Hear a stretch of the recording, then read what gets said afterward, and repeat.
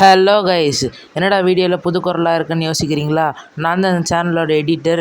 இந்த வீடியோவில் நம்ம எதை பற்றி பார்க்க போகிறோம்னா, காமிகானில் மார்வல் பண்ணுற சம்பவத்தை பற்றி தான் பார்க்க போகிறோம். நம்ம காமிகான்னாலே மார்வல் மட்டும்தான் சம்பவம் பண்ணிகிட்டு இருக்கான். டிசி வந்து சும்மா உட்காந்து அங்கே மிச்சர் தான் சாப்பிட்டுட்டு இருக்கான் போல. கடைசி 3-4 வருஷமாக டிசி வந்து எந்த அப்டேட்டுமே தரதில்லை.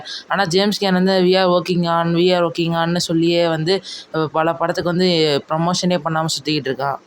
ஆனால் காமிக்கான்ட்டு மார்வல்ட்ட சம்பவம் பண்ணிட்டு போயிட்டே இருக்கான். அதுவும் இந்த வருஷம் டூம்ஸ்டே வேறு ரிலீஸ் ஆக போதா, எக்கச்சக்கமான அப்டேட்ஸ் கொடுத்தான்லாம் இல்லை, 4 அப்டேட் கொடுத்தாலும் நல்லா நறுக்குன்னு கொடுத்துட்டு போயிருக்கான். ஸோ வள குலகுலான்னு பேசாமல் வாங்க சீக்கிரம் வீடியோக்குள்ளே போயிடலாம்.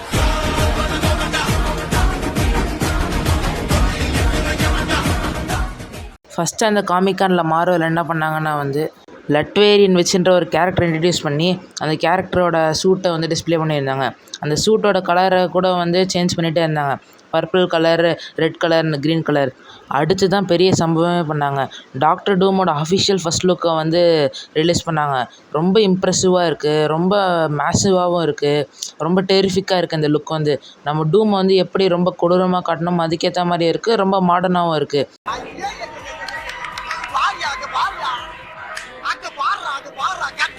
அக்யூரேட் காமிக் புக்கு சூட்டாக இல்லை இது, ஆனால் வந்து மூவிக்கு இது பர்ஃபெக்டாக இருக்கும். அதனால் டாக்டர் டூமோட சூட்டை வந்து அஃபிஷியலாக வந்து காமிகானில் வச்சு ரிலீஸ் பண்ணிட்டாங்க. அடுத்து பார்த்திங்கன்னா அவெஞ்சர்ஸ் டூம்ஸ்டே படத்துலேருந்து இந்த கேரக்டர் அப்பியர் ஆக போகிறாங்கன்ற மாதிரி அவங்கள வச்சு ஒரு ஏவி கிரியேட் பண்ணியிருக்காங்க. அந்த ஏவியை டிஸ்பிளே பண்ணும்போது அந்த ஏவியில் ஒரு சர்ப்ரைஸ் என்னென்னா வந்து டோபி மேக்கவர் காமிச்சிருக்காங்க. மற்ற கேரக்டர்ஸ் காமிச்சாங்க, ஓகே, ஏன் டோபி மேக்கவர் காமிச்சாங்கன்றான்னு தெரியல. ஆனால் ரொம்ப நாளுக்கு முன்னாடி ஒரு லீக் ஆச்சு. அது என்னென்னு தெரியுமா? இப்போ டூம்ஸ்டேயோட ஓப்பனிங்லேயே வந்து டூம் வந்து டோபியோட யூனிவர்ஸ் தான் அழிக்கிற மாதிரி இருக்குன்ற மாதிரி சொன்னாங்க. ஒருவேளை அந்த லீக் இப்போ உண்மையாயிருமா? ஏன்னா பர்டிகுலராக வந்து ஆண்ட்ரூ கார்ஃபீல்டை கூட காட்டாமல் டோபியை மட்டும் காமிச்சிருக்காங்க. அதான் வந்து இப்போ எல்லாருக்கும் வந்து ஒரே சர்ப்ரைஸாக இருக்குது. ஸோ இந்த தியரியை வந்து நம்ம கன்ஃபார்ம் பண்ணிக்கலாம்னு நினைக்கிறேன். அவெஞ்சர்ஸ் டூம்ஸ்டேயோட ஓப்பனிங்கில் டூம் வந்து டோபி மேக்கர் யூனிவர்ஸ் தான் அழிக்க போகிறாரு. இதை தொடர்ந்து கெவின் ஃபைகி அடுத்து வந்து அவெஞ்சர்ஸ் எண்ட்கேமோட ரீரிலீஸ் பற்றி பேசியிருக்காரு. இந்த படத்தோட டைட்டில் வந்து மாற்றிருக்காங்க. வெறும் அவெஞ்சர்ஸ் எண்ட்கேம்னு மட்டும் சொல்லாமல் இதை வந்து அவெஞ்சர்ஸ் எண்ட்கேம் என்கோர்னு மாற்றிருக்காங்க.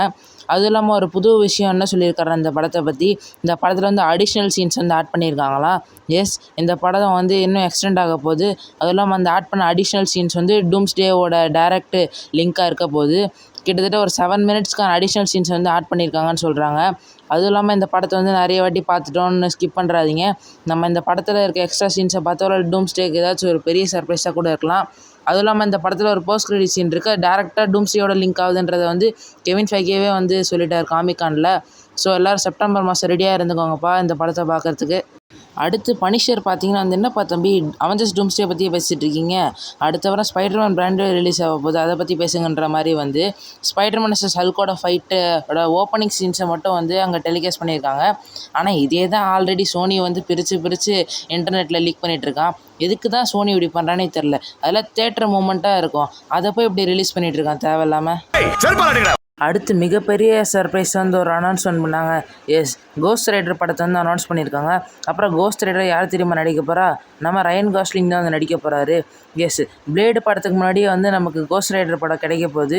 இது ஒரு 3-4 வருஷமாக ரூமராக தான் சுற்றிட்டு இருந்துச்சு, கோஸ்ட் ரைடருக்கு ரீபூட் பண்ண போகிறாங்க, ஒரு புது படம் வரப்போகுதுன்னு.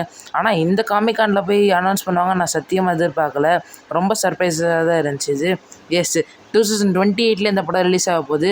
பிளேடுக்கு முன்னாடி இந்த படம் வந்து ரிலீஸ் ஆக போகுது. ஆனால் பிளேடை என்ன தான் பண்ணானுங்கன்னு தெரில. பிளேடை வந்து இதுக்கு முன்னாடி ஃபேஸ் 4 படமாகவே அனௌன்ஸ் பண்ணாங்க காமிகானில். அது இன்னுமே ப்ரொடக்ஷன்லேயே தான் இருக்குன்ற மாதிரி சொல்கிறாங்க. அது கடப்பிலே தான் இருக்குது, அது என்ன பண்ணுறாங்கன்னு தெரியல.